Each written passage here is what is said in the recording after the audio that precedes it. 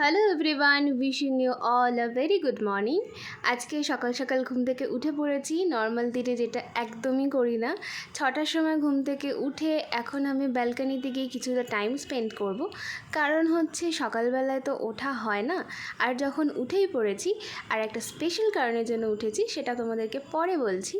আর এইভাবে দাঁড়িয়ে একটু ফ্রেশ এয়ারটাকে এনজয় করা হয় না। তারপরে আমি একটু গরম জল খেয়ে নিলাম অ্যান্ড এক্সারসাইজ করে নিচ্ছি। এক্সারসাইজ আজকে খুবই হালকা করেছি।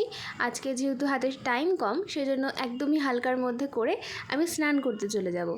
এই ব্লগটা আমার প্রথম ব্লগ।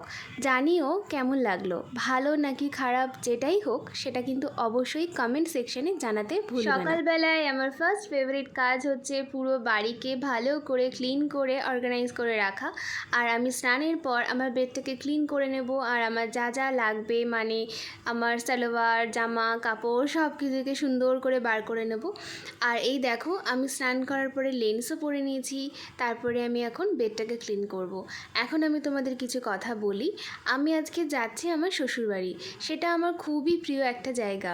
যেহেতু ওরা ক্যামেরার সামনে একদমই কমফোর্টেবল না, সেই জন্য ওখানে গিয়ে কোনো ভিডিও আমি শ্যুট করব না।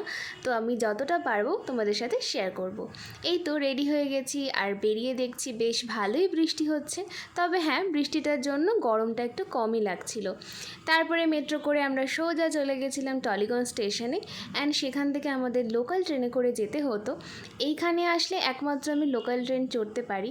এছাড়া আমরা কলকাতায় শিফট করার পর থেকে লোকাল ট্রেনের ব্যাপারটাই আমাদের মধ্যে থেকে চলে গেছে। স্টেশনে নেমে আমরা কিছু ফল এবং কিছু খাবার দাবার এগুলো কিনে নিয়ে আমরা এখন রিক্সা করে বাড়ি যাচ্ছি। দেখতেই পাচ্ছ, ওই যে অরেঞ্জ কালারের বাড়িটা, ওইটা হলো আমার শ্বশুর বাড়ি।